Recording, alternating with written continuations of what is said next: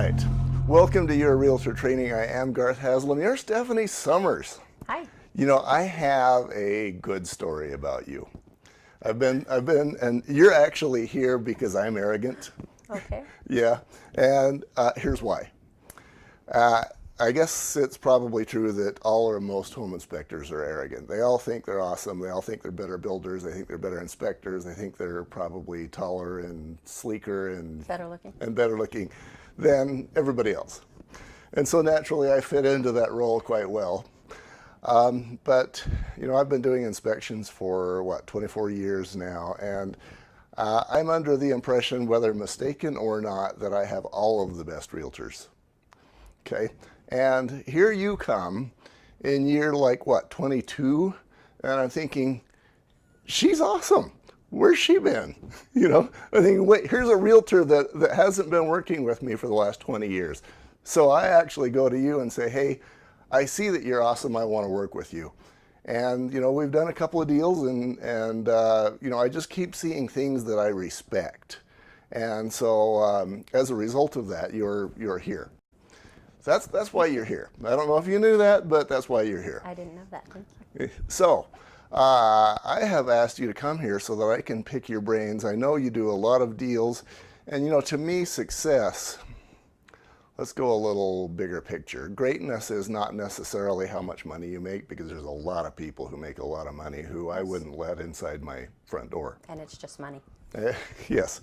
On the other hand, greatness, you know, may be associated with poverty, but I'm going to think that, you know, that success and greatness at least cause a person to usually, not always, but usually do well enough that money's much less of an issue.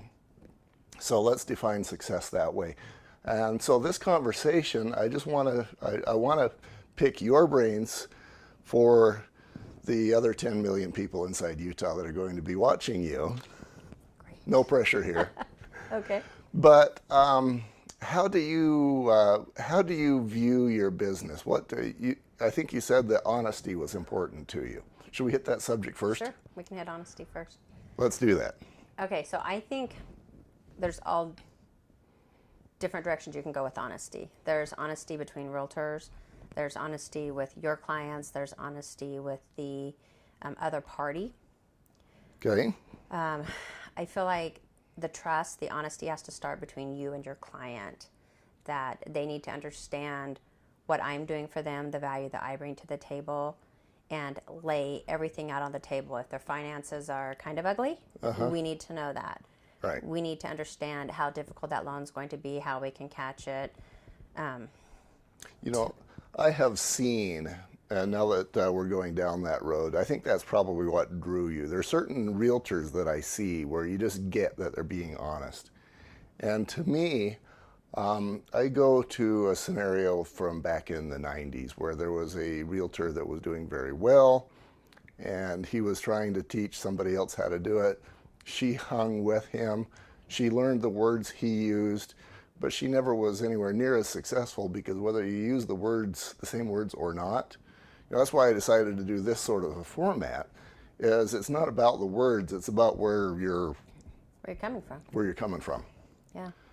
So. And I think you can tell that, like when you're dealing with another realtor, you can tell if they're, you know, being upfront, if they're honest, if they're being totally forthcoming with everything that's going on with the house, other offers, other agents. That matters because, especially in this market, it's so busy. If you know you've got 2 offers, don't encourage me to bring my clients out there to see it when you know you've already got enough offers that you're going to go under contract. So look out for each other. Don't waste each other's time. If you know something's going on with the property, let the other realtor know. Because at the end of the day, our clients will move on. They'll be in their houses, they'll be happy, but we're going to continue to do business with each other. So I think honesty, treating each other well, you know, using the golden rule is paramount in what we do. Yeah, I know in the legal world, you know, where there's so much acrimony. I did a divorce once, and I understood after being in that game once that while there is a lot of mudslinging back and forth, the lawyers work very hard on maintaining their relationship with each other. Yeah. So let me throw a curveball at you. I love curveballs. One of my personal rules is not to do business with anybody I don't trust. Yes. And, that sounds kind of obvious, but sometimes it gets sideways. For you, that's a lot more difficult because if you've got a buyer, for example, that wants a house that is listed by an agent that you don't trust, you've got some ugly choices to make. You do. How do you deal with that? You're extra vigilant on the part of your clients. Uh-huh. I ask about everything. I ask every question to the other agent to make sure that we get an answer. I do it via email, so I've got a written response. Uh-huh. Because I want to have every answer. And that is hard when you're walking your clients in, because you feel like you're walking them into a lion's den.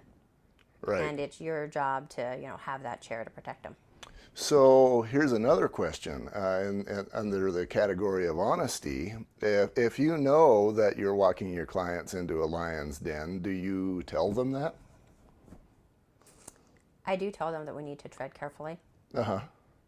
And if I've had prior experience with this person, I do tell them I've been in an iffy situation with this agent before.